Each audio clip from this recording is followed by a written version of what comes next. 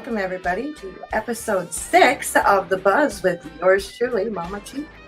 We are coming to you, we're recording live from Untouchable Production Studio right here in McIntosh, Minnesota, housed in the same building as the historic museum. Well, it used to be an opera house and the area theater back in the late 1800s. It's now Little Bobby's Bar and Grill, right here in McIntosh, Minnesota. Today, we will be interviewing Shane Fjerstad from the Acoustics, and our second guest will be none other than Little Bobby himself. Hi, Shane. How are you today? Hi, Tanya. I'm great.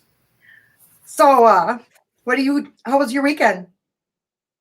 It was good. We had a gig last night, so it was fun. It was a birthday party, 40th birthday party, which seems to be a popular one for us too. And they pulled out all the stops. They had a big tent and a stage for us, and great food and lots of guests. So it was awesome. Oh wow, that sounds like a lot of fun. You got anything coming up? Oh yeah, we got a busy summer.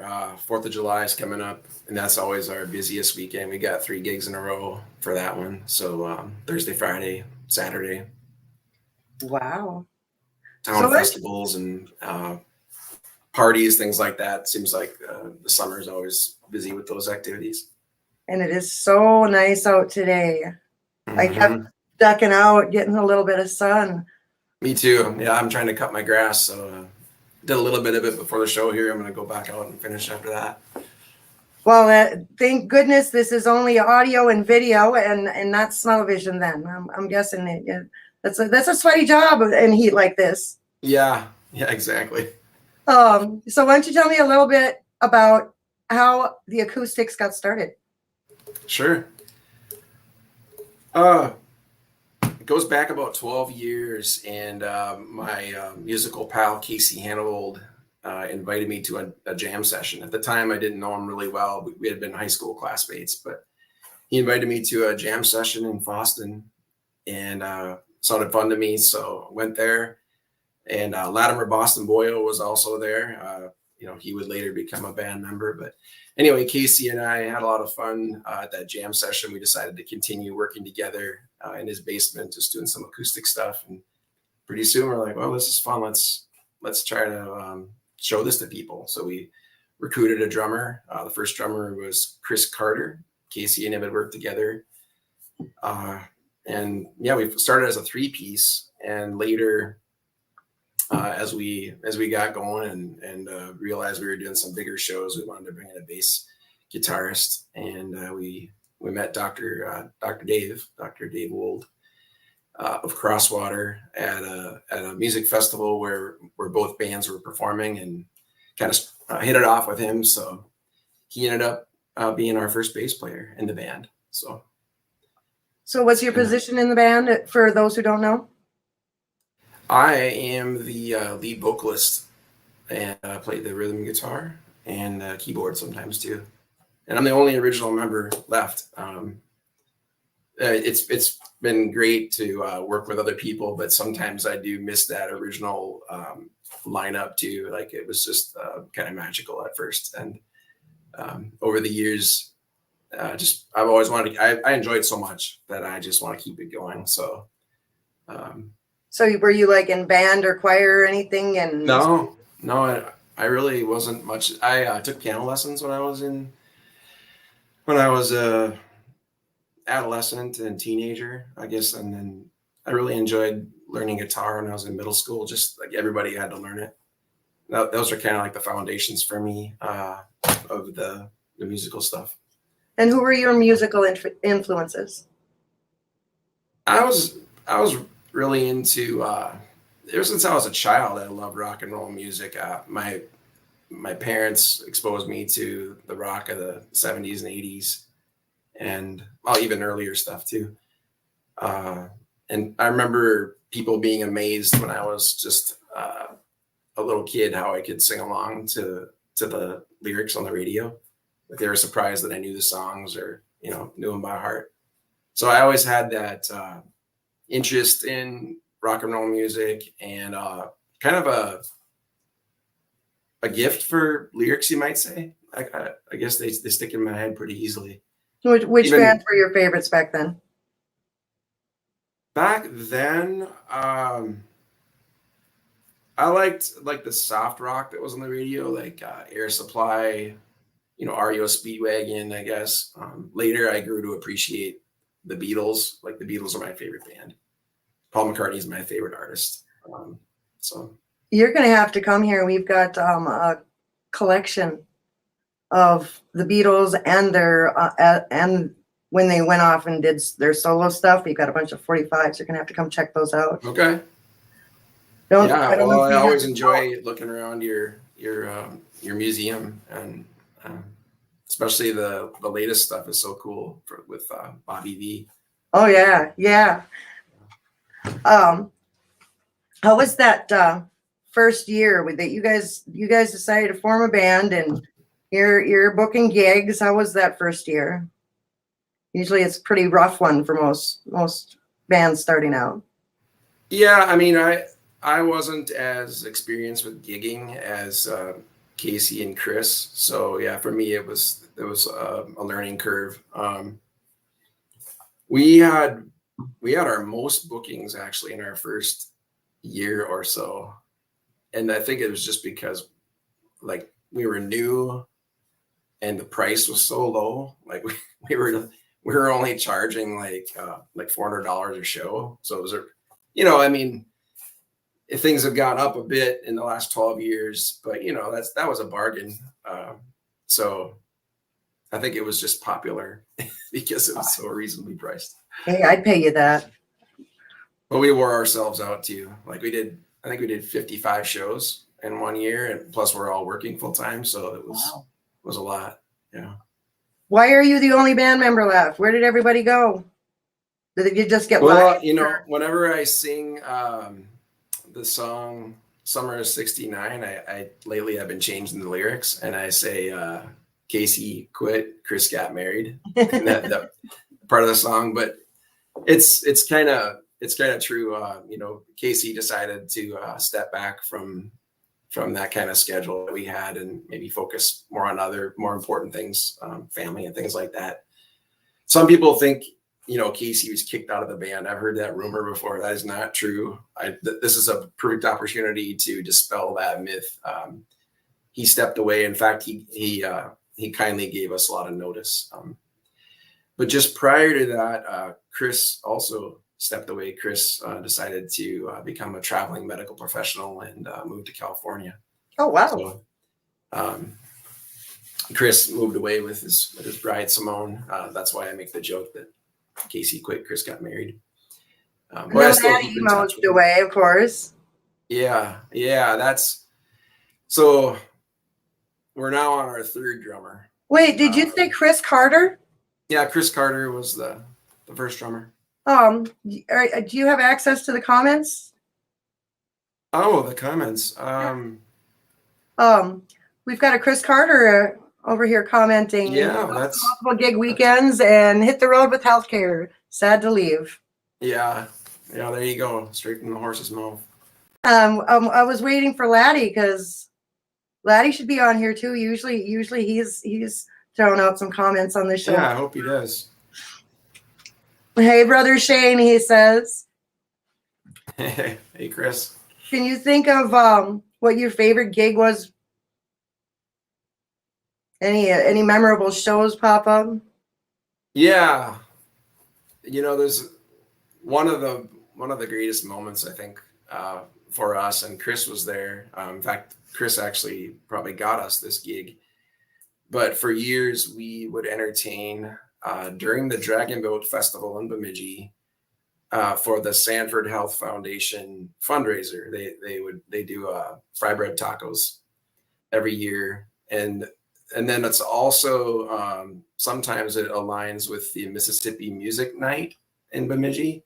So this happened one time for us where it was like three things all at once. The Dragon Boat Festival people there practicing, and this healthcare fundraiser, and then people were there for the live music that happens weekly during the summer in Bemidji. So like the whole tent was full of people, the whole hillside by the lake. And so for me, that was a great memory, just to be entertaining for that many people. On another note, kind of memorable, but maybe not in such a good way.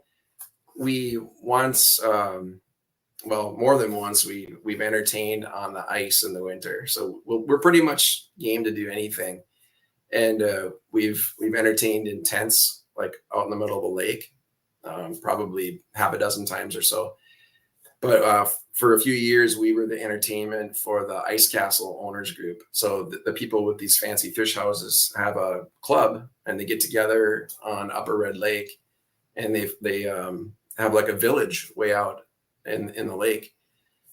And this year that I'm talking about, it was 4 miles out in the lake where this little village was located, and they had an entertainment tent for us in there. But right at the end of the night, when we were just finishing packing up, this crazy winter storm came up in that lake and blew the tent down on top of us and all of our equipment. Oh, wow. And so we were like, of course, we lost the lights then, because everything just stopped working, and we were like climbing in under this collapsed tent to retrieve our equipment and get them into our vehicle and stuff. And a lot of stuff got damaged. And oh no! So, I imagine it's kind of hard to strum with frozen fingers as well. Trying to hang on to that pin. Yeah, that is trouble. Like a lot of times they'll put like a space heater aiming at us. It helps a bit, but then we still need to keep our hands, like keep gloves on when we're not performing, so that we just take the gloves off like right when you're starting to play.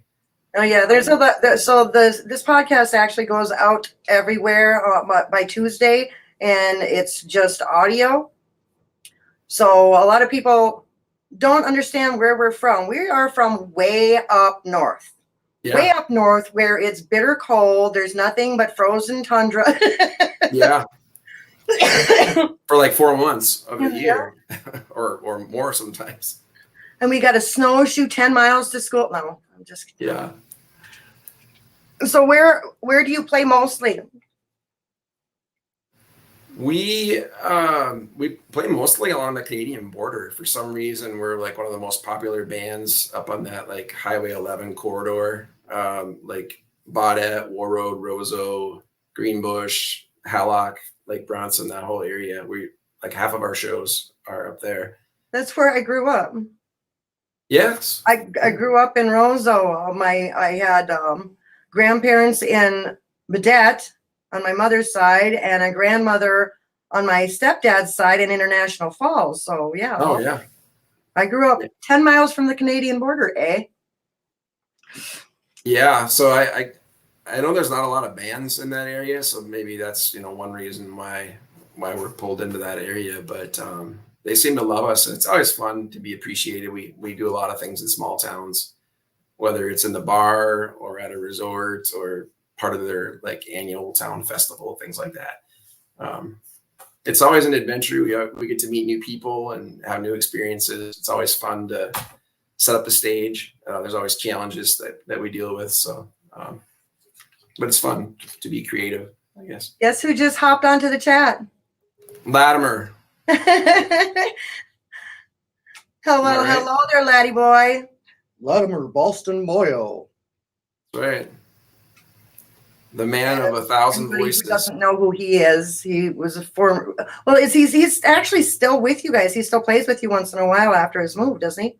Well, yeah, I mean, we would love him to, and I know he's got one gig this summer with us. So, yeah, actually, my own wedding reception, he's going to be the drummer. So, coming up in August. Oh, in August. Well, congratulations. Yeah, thank you. Yeah, you can see my wife in the picture there behind me on the motorcycle. So. Oh, I've seen pictures of her.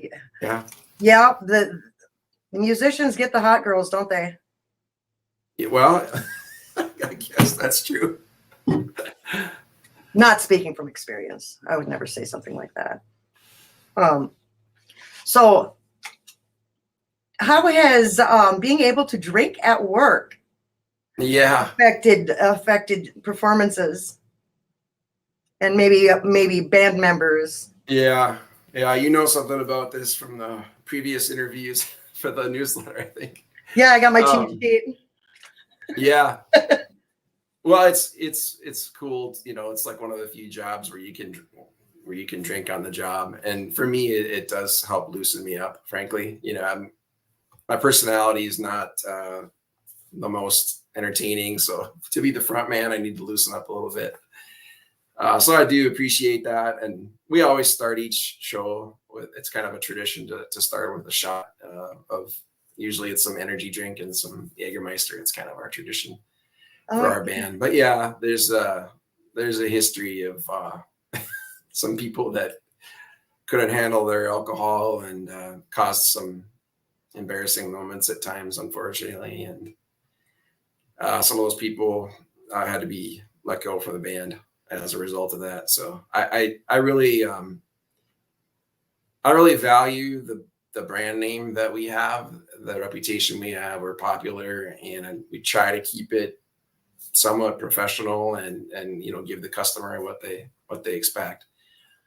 And when people don't understand that, you know, I usually give them some sort of warning. But some people haven't, you know, 3 strikes and you're out kind of a thing. Like, so yeah, unfortunately we've had to deal with those kinds of things at times. Chris Carter says ignition interlock is a great deterrent. Oh boy. Yeah. Okay. Does that mean something? Well, he brought it up, I guess. So yeah. Yeah. And I know, yeah, Chris has dealt with that at times. Some of our adventures, yeah, might have not ended so well. So how did you get this Norwegian rocker moniker? I don't know exactly. I think I first adopted it as my email, like a long time ago, maybe almost 20 years ago. I decided to make that my Hotmail name because, you know, I'm a Norwegian of Norwegian heritage, and I love rock and roll. You know, at the time I was mostly doing like a solo acoustic stuff, but it's just kind of literally, I'm a Norwegian and I love rock and roll. So when I started my Facebook page for my music, I decided to call it that too. So how much does it actually cost to keep a band together, and all of the equipment and all of the traveling you do? It's hard to even estimate financially, you know. And when you ask about costs, there's so much time put into it too, and heart, I would say, and love. You know, I mean, like, we all have a passion for this. Otherwise, we probably wouldn't do it. It's not really a money making thing. Like as you said, there's a lot of financial investment, and then the returns can be fairly modest. Yeah, and then and that's kind of why I asked, because a lot of people don't understand. Well, it's just a cover band and blah blah blah. Why do they charge so much? Yeah. Okay. Yeah. You know, so I that's where I was kind of going with that. Okay. Yeah. No, that's fair, and I appreciate you asking because, yeah, you know, first of all, we have the equipment. There's like memes out there about how musicians drive a $500 car and consume $50 of gas to go to a gig, and they haul $5,000 worth of equipment only to earn $200 or something like that. There's memes like that, and it's not far from the truth. So yeah, we've got, when we arrive at a gig, all of us are bringing thousands of dollars worth of equipment. Usually we drive separately. Occasionally, some people carpool, like in Chuck's van, for example, where he can haul a lot of equipment and people, you know, a passenger in the front seat. But a lot of times we roll up to a gig with 4 vehicles. We've all driven separately, and all these vehicles are full or nearly full of equipment. Okay. like if we had to carry it all, we'd have to have like a big bus or massive trailer, to carry all this stuff. That would be a good investment. Yeah, maybe it would be. Maybe you guys do. And for anybody who's wondering, Chuck, as in Chuck Domries. Yes, lead guitarist for the past 5 years for the Acoustics, and of course a veteran of many area bands. So yeah. I've got a viewer comment from Elvis himself. What's up, Shane? I saw you in the Acoustics at the Pond in Black Duck with some friends a few years back. Love the crowd interaction. Love you, bro. That is another thing. Yeah, that's one thing you and Sean Wallen have in common. You really engage the audience. You really make everybody part of the show. Oh, thank you. Yeah, I try. I wasn't always so good at that. When the band formed, Casey was more in that role. He's much more outgoing than me, and when he stepped away, I really had to step it up, so to speak, in that regard. That it fell on me. So yeah, I'd like to think I've gotten better. And yeah, I like to tell stories about the songs, or point out things that are happening in the room, or in the crowd, or ask people how they're doing, or who traveled the furthest. There's all kinds of things you can ask about. So getting into that, it was like a what would Casey do kind of thing. Well, I don't know if I go that far. I love Casey, and I do wish I could be more like him a lot of times in that regard. But then he's kind of a goofball sometimes too. So we all have our way of doing it. So. And how did COVID affect you guys' traveling? Yeah, well, that shut us down real quick. Back in March of 2020, I was watching the news, and I could see the writing on the wall. And I remember it was around St. Patrick's Day, I believe it was. I made a post.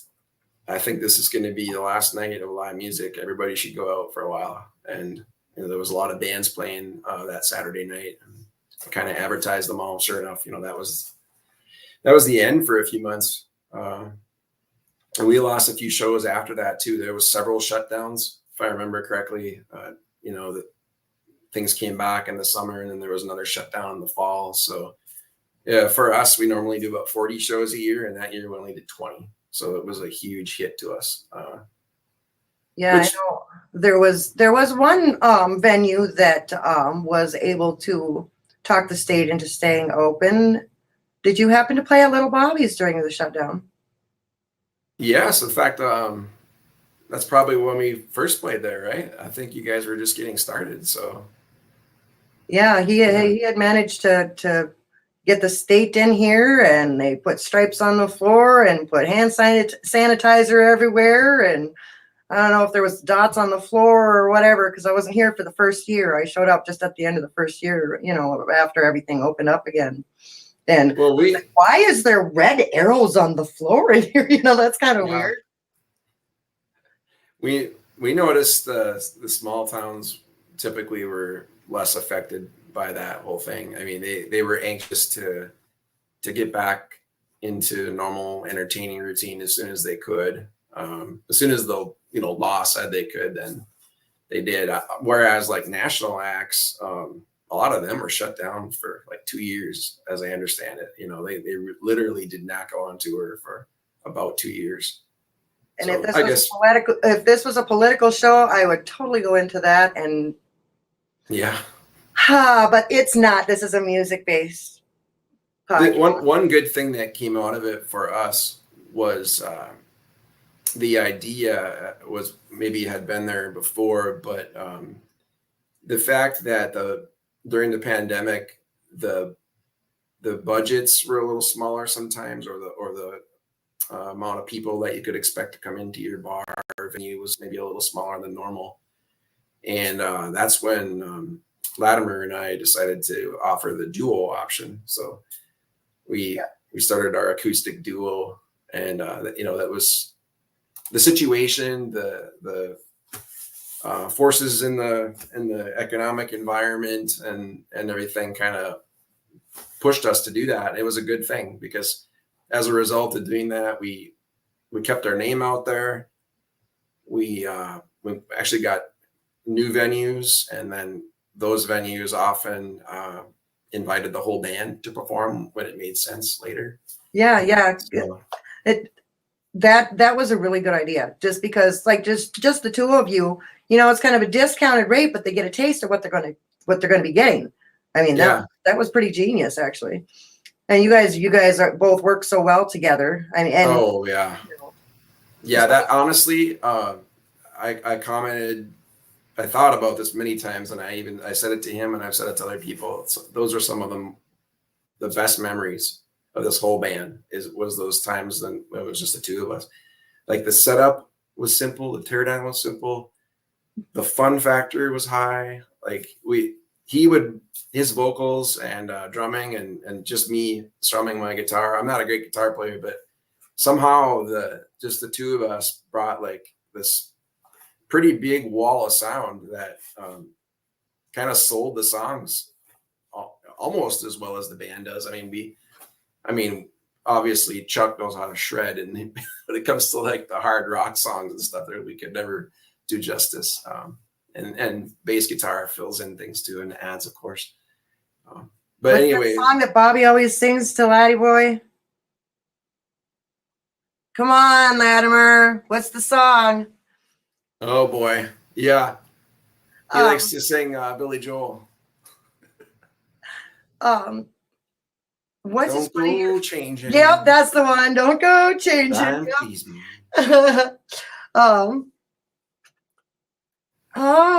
Looks like our next guest is almost about to get ready. Yeah, That's okay. He can wait. He's here all the time. He can be on any show he wants to. the man himself. Favorite intro stories to tell when you get on that stage and you start telling your little stories about the songs and what they mean to you. What's one of your favorite ones that you like to tell? Oh, one I like to tell is when I pick up that black Ovation guitar I have, where I have our logo on it. And there's a few reasons why, but I use that song to play Time for Me to Fly by REO Speedwagon. And I love REO and Kevin Cronin, the lead singer, songwriter. I got to meet him one time, or maybe a couple times at Moondance Jam. But one of the times him and I talked about that song, he had just played it on stage, and I saw the way he played it. He used open tuning on the guitar. So even though his hand isn't on the fretboard, when he strums, he gets a chord, and then he can just bar along the fretboard to create the different chords. And I hadn't seen that before, and so I mentioned it to him, and he told me a story about how he wrote that song. That was a good story. I don't know what happened. That was a good story, and Shane, I'm losing you. Well, and I don't know what's going on here. Our connection seems to be a little messed up. But I guess let's see. We got 2 minutes left. Yeah, can you hear me? Shane is. There's something with the host the is connection. saying Tanya is gone, but I'm on. Well, I'll finish telling my story. So I got to meet Kevin Cronin at an REO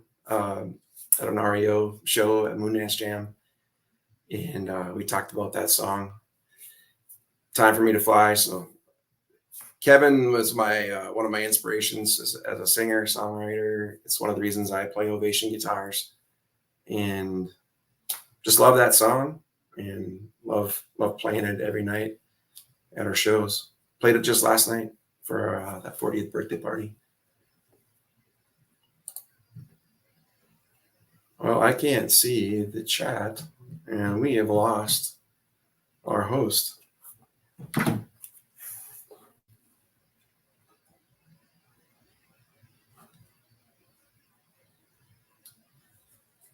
Maybe Jerome can feed me questions.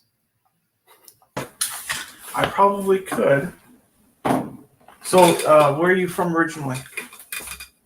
I was born in Thief River Falls and grew up around the Bemidji area, and now I'm back there again. So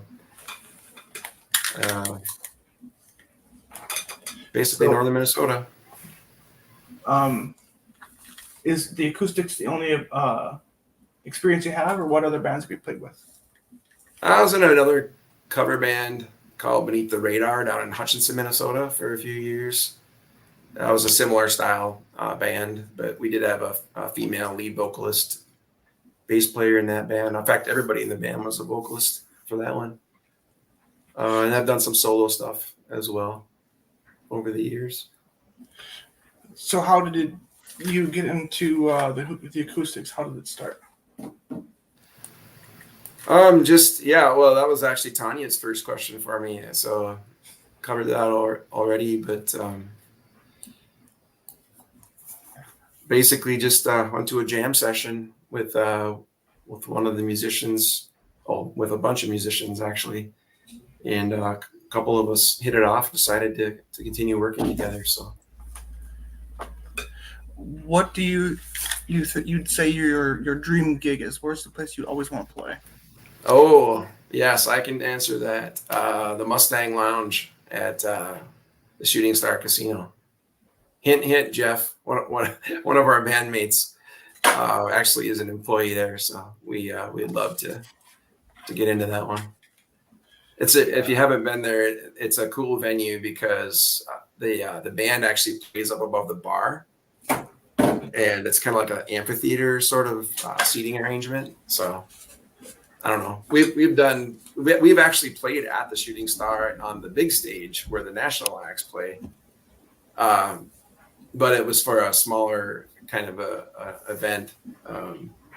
So I guess we have played Shooting Star, but one place that we just have always wanted to do is that Mustang Lounge at Shooting Star. Well, it looks like I have Tanya possibly back. Oh, okay. There is Bobby's on. Yeah, he's on, but I don't have his mic.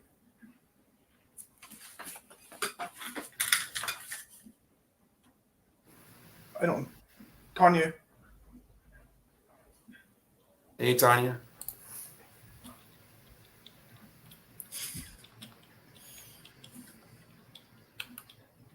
Okay, I'm gonna get them off the air.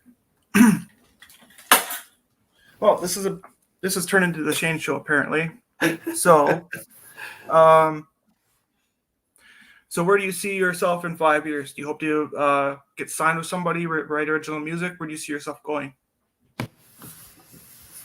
I want to keep the band going. It's just so much fun. I'm the only original one left in the band, but I add people as needed. When people step away. So yeah, I want to keep it going. My wife is actually a talented vocalist, and I plan on bringing her into the band for some shows. Maybe one set of music per show that she would be the featured vocalist. So that's something that's going to be happening real soon here. Does she do original music? A little. Yeah, both of us have some original songs. And another goal I have is to record some of those originals. Bobby's offered, actually, little Bobby's got a studio there, and he's offered to help me with that. And I just need to take advantage of it. So it's another thing I want to do before I get too old. How much do you have written? Do you have a couple of songs written? Yeah, I've got enough for an EP, maybe an album. So, what kind of style is it? It's the same kind of style stuff we play. It's like acoustic guitar based rock and roll kind of stuff. Okay, let me see if I have a connection here. Bobby, are you here?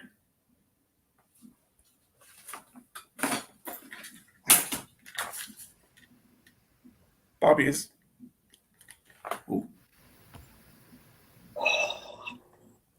Well, sorry about that, folks. I had some technical difficulties here. I'm back, and so is little Bobby. What y'all doing out there? We've got some exciting news for you today. Thanks for taking over, Jeremy. I appreciate that. Kudos to the producer. Yeah, I'm gonna go. Okay, bye. All right. I'll sign off too. Hey, All right, Shane. hey, Bobby. Thanks. Shane. Sorry about that glitch there, but Hey, no problem. We kept it going. All yeah, right. Thank saw you. that. Great job. Well, that was Take a crazy. deep breath. Right? Okay. If nobody else knows who this is the man who owns the building. He is a blues musician, has been for decades now. He's got 10 albums out. He's been on the charts. He's got, he also owns the Untouchable Productions studio that we film out of and record out of. This is his label. Yay. So we've got some exciting stuff coming up. Do you want to talk about your new videos? Yeah, no, we got a couple new videos out. When Robert made his deal, and also sometimes I get high, and we do have another video that's just about done. We just got to do some reshooting, but dealing from the bottom of the deck. And I never listen to Jeremy when we do these videos. I think we're going to go film at night, and it just seems to never work. But and I believe we're going to be doing a video for March on here shortly, and going to be putting out some new stuff yet this year. The 20th anniversary of Before the Storm. It should be, we're trying to get it out and finished in the masses by Christmas this year. So some stuff to look forward to. And I'm also probably going to put out another studio album. I mean, sometimes when inspiration strikes, it just better take advantage of it, because sometimes you might I might go a year without writing anything. I've just been inspired to write lately. So. And for those of you who aren't aware, the opening song, March On, is the one that he's talking about. It's off his last album, Dealing from the Bottom of the Deck. Those are the videos that they're working on right now. He just got, like he said, 2 videos out so far. March On, the opening song to our show. This album is, do you remember what number it is? I believe it's like 20. It's 20 something. Like the last couple of weeks, it's kind of cool. Like some of these charts that have been coming out. I've been seeing one of my favorite bands, the Kenny Wayne Shepherd band. He's been trailing like on the blues charts, eating my dust, I guess if you want to call it that. But I think it'd go too long. But also the international charts, I believe it's like 22 or something like that. A lot of European airplay, and just people playing the album or just playing the last 3 albums, really, and really grateful for that. And hope to keep it rolling. Just gonna keep putting out new stuff. So, little Bobby, how did you get your start in music? Oh boy, here we go. Everybody knows I was just born into it. My dad played, and my grandpa played, and send some prayers out to my grandpa, who just recently had a heart attack a few days ago. Of course, most of y'all know my dad's already passed here. It's coming up on 5 years already. Can't believe that. But yeah, just born into it and just keep doing it. Something I enjoy, something I love, and just got to keep rolling. So what kind of big names and celebrities have you played with? Everybody. We'd be here all day, I think. Well, we do have a half hour. Come on. Well, mostly, everybody. I mean, I've just done a lot of blues festivals across the country and also in Europe. So I shared the bill with like Buddy Guy, of course, Kenny Wayne Shepherd, Johnny Winters, Foghat, George Thorogood, pretty much all the blues suspects since I've been playing music, pretty much everybody. And to answer this question, is probably the only blues guy I never did get to meet since I've been, in this about 3 decades now, was B.B. King. I wish I would have, it's one regret I have. I wish I would have tried to meet him, but we did get to go to his gravesite here, I believe it was a year ago already. Yeah. Other than that, I mean, Have you ever been overseas? well, yeah. Well, said I that. know, but with who? Where did you play?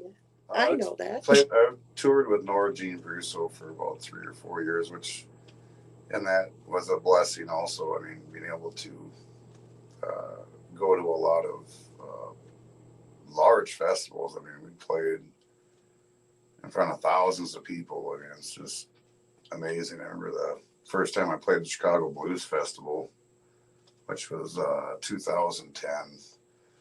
And Chicago is the Blues Festival in Chicago is one of the largest festivals. They, attendance wise, you're looking 600,000 to over 1 million people. So first time I played there on Facebook, I had 3,700 friend requests the next day. What is the biggest challenge, do you think, as a blues artist? Just getting out there. Any artist nowadays, I mean, it's not like it used to, where I mean, I still sell CDs and things, but it's not like they're flying out the door anymore. Everybody's, and they went to download, and now it's pretty much streaming, which hurts a lot of musicians out there. So, I mean, if you guys are out seeing live music, they have merchandise, even if you don't even own a CD player, just try and buy stuff. I mean, because streaming, you don't get just fractional pennies, if hardly anything, even like those little YouTube ads that are annoying that go by. I mean, artists is not getting like it used to be. I mean, it's really difficult to turn a dollar just as a musician. I think it's just everywhere. And our economy is, inflation has gone crazy. So people are going out to see live music, and there's less live music being hyped, as far as bands. Even when I was growing up in the 80s, it seemed like there was a band on every street corner, on every block in my hometown. And now there's, maybe one or two, or you know what I mean? So it's a tough racket, man. I mean, you just gotta, if you're gonna play the blues and you're looking to get rich, that's not really what it's all about. And now getting older, more the touring and going out and playing, it's more visiting friends and more about the people more than anything, I think. It's just seeing what you can come up and create and, maybe move somebody or make a difference. Where's your favorite place to play? Well, one of my favorite areas, I love the Mississippi Delta because, obviously it's the home of the blues and things like that. So, I love that area. But it's hard to pinpoint a club. I mean, there's a lot of them out there. And as soon as I say I like this place better than any other place, I'm sure I'm going to get some hate mail for that. Well, maybe just a specific area. I love the Quad Cities like Moline, Davenport.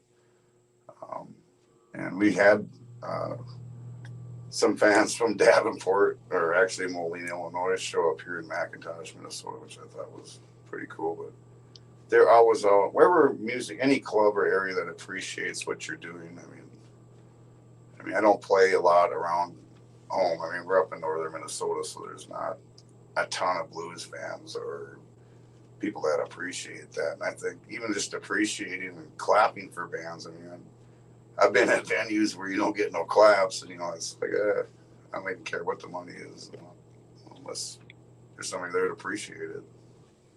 Oh yeah. So, what was of all the albums you've ever done? What was the hardest song you've ever written? I don't know. I don't really. The one that makes you feel the hardest. Well, certain ones do at certain times of life. It doesn't mean like it's gonna. There's one that's continuously hard to play, or there's been a lot of them where I've sat there and just. I mean, when I first wrote the song "Grow Old for You," because I was going through that in my life, so I mean that one affected me a lot. And I remember when I was actually, I think I was living in Mississippi at the time, and of course I was worked at Morgan Freeman's Ground Zero Club there. We were part of the house band, and man, that song one night just got me so bad that Big, have you guys ever been down there? You guys know who Big A is. He had to literally almost carry me off the stage. I was that grief stricken over the song. And I stopped playing it for a while because I get sick of crying on stage with it. But that's probably the one I would say. I mean, I can play it now and it doesn't bug me because life has moved on and stuff. But I remember ladies working at Ground Zero, I was like, play that song, Bobby. I was like, which one? The one that makes us cry. No, do you want to see me cry too? Yeah, there's a good crying song on this last album too. Real hard to listen to, much less observe you working on it. I have no idea what song that The is. one you did for your niece. Oh yeah, that was Set You Free, which my niece Kelly passed away from complications of cancer and stuff. So it's sad about that, but the saddest part about that is just seeing how much it devastated my brother to see his daughter die, and I was just would never wish that on anybody. So it was lyrically, it just fell out my mouth. A lot of my songs, again, I'm getting to that point where I'm really honest with everything I'm writing about. I don't have a problem with being vulnerable with something that's deep or anything. I mean, it's probably why the songs are getting better and better. It's just, anything you do, you keep putting time and effort into it. It's like a song I just wrote 2 days ago. It just kind of fell out of the sky. Just blessed by God with that ability sometimes. And kind of how it started, I had a riff going. Just maybe a line. I just got stuck on this line. I couldn't develop a song. Well, here on Friday night, we had a couple of young gals. They had opened a show for me like over a decade ago. And it was back when they were like 14 years old. And they didn't think I would remember them, but I did because, how many 14-year-old girl bands do you have opening up for you in your career? So I remember then I started thinking about how blessed, and to inspire, or even just because when I'm doing it, I'm not really thinking I'm gonna go inspire somebody. It just happens. And then I was thinking about going to the Kathy Erickson party last night that she does. And Kathy, I mean, if you guys don't know who she is, she's she does polka and like waltzes and like old time music. And I was thinking about her and how blessed, I've been to be a part of her life, because even 25, 30 years ago when I was first starting, I had no idea what I was doing. And she was just one of those elder statespeople in music in my area that you're doing great, always was encouraging. So kind of developed all that into this song, and it's I think it's a really good one. And you guys might be lucky enough, I might play a little bit of it today. Or see what you all think. Yeah. We've got like 12 minutes left. You got time to sing a couple of them. There's one you posted on Facebook too. Oh yeah. Get this guy famous. You got a guy, Lonnie, lives in a car outside our bar. Just saying it rhymes. He's just like, you can't help. And we were joking around with him one night, and then I just keep playing it all the time. And it's kind of funny, throwing it up at gigs where, by the second chorus, you got people sing along with you. And it's a cute song. I don't know what you want to call it. But yeah, it's a funny, hilarious lyrics, but it's actually really sad. I just got a comment from Shane. I enjoyed your recent song about Lonnie living in his car, and thanks for being the first customer to hire the acoustics duo. Oh yeah. And Lonnie has been messaging.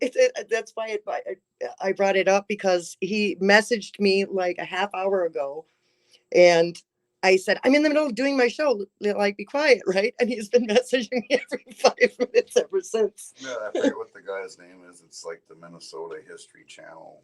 Neil Bond.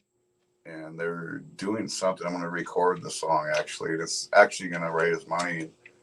and awareness of homelessness in Minnesota, and he's gonna be doing some good stuff with that. So there's gonna be some good that comes out of it.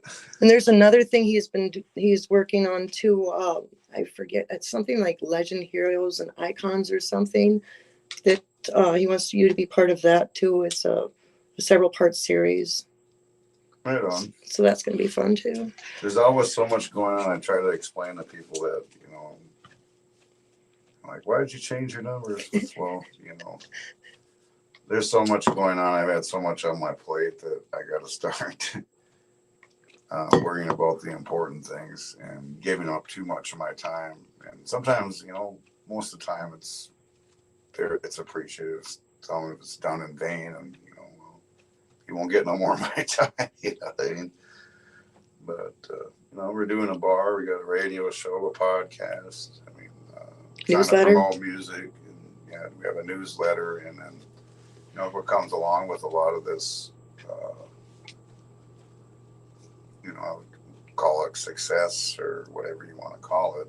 You got a lot of people that want something from you. So you do constant interviews, and it's very mentally exhausting. And just because you might be on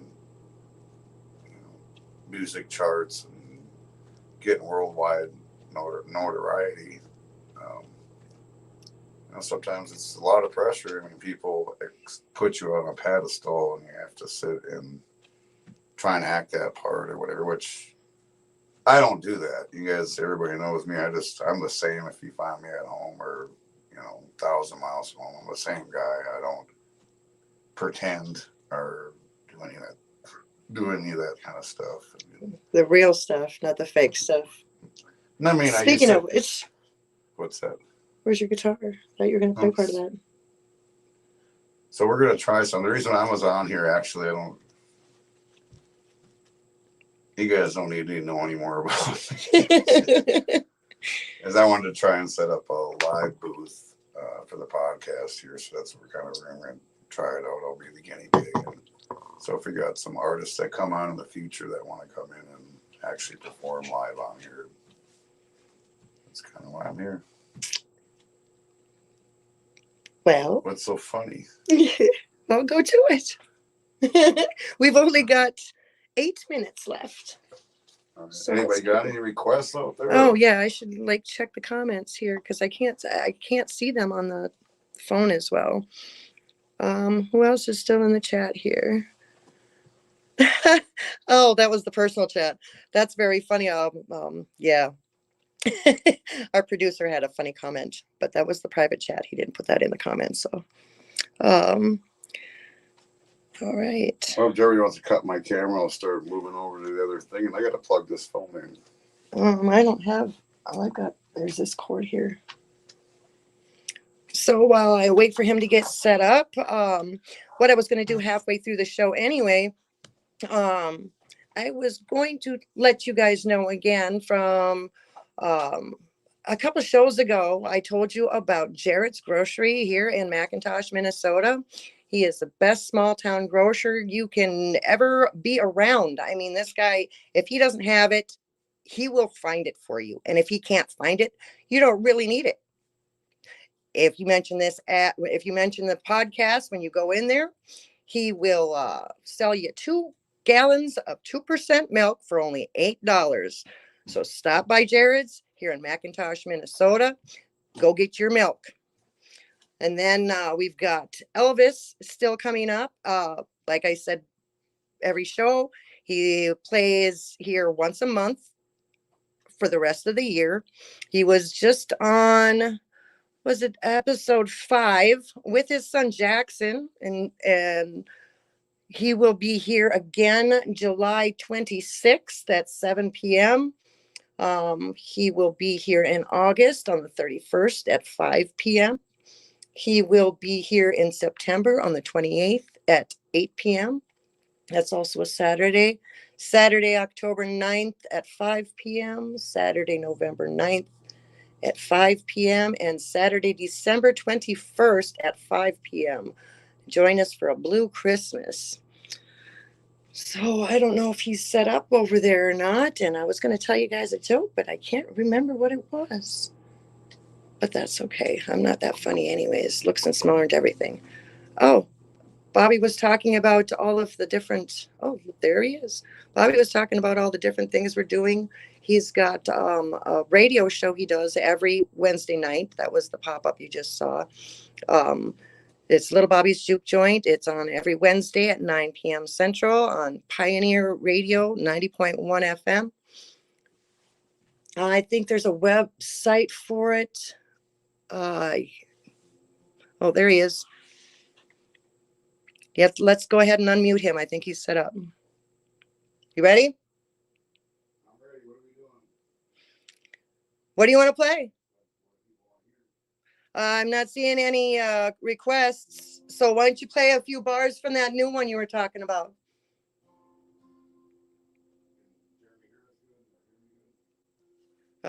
He hasn't said he can't.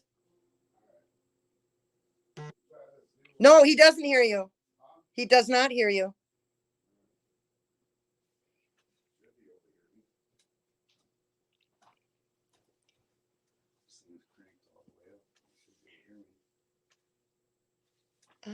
Let's. He's got to be able to hear me.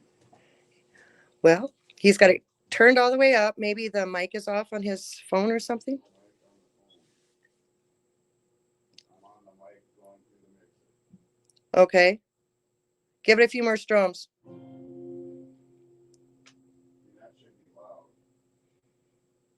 And I can't hear it through my phone either. Well, I don't have my phone turned up either. Can you hear me tapping on it? No. Well, then you guys Okay, hold on just a second. Jeremy, what can you hear? Since we're at the end of the show anyway, we're just going to figure this out. The mic is on. There's no reason this thing shouldn't be. You should be able to hear it. It's going through the same mic feed that yours is on. Okay, did you want to just... I can come check and maybe... Okay, well, come over here and sit with your acoustic then. We'll figure it out another time. We got 3 minutes left. Just forget it. Okay. There's no reason that shouldn't be coming through there. It's cranked all the way up. It's going through the same feed you're on. Okay. Well, I guess... I don't want to sit there and look like a fucker. I'm good. All right. Well, I guess we're just going to close up shop here a couple minutes early. That didn't work, so we'll figure out a different way to make it work. Thank you for everybody watching and listening. I appreciate all of the viewers and all the support and all the comments. We love you here at Little Bobby's. Come by anytime. We got great food. We got great music. We got a great museum. We got all kinds of memorabilia and great albums and stuff for sale. So come on in over to McIntosh, Minnesota, and check us out.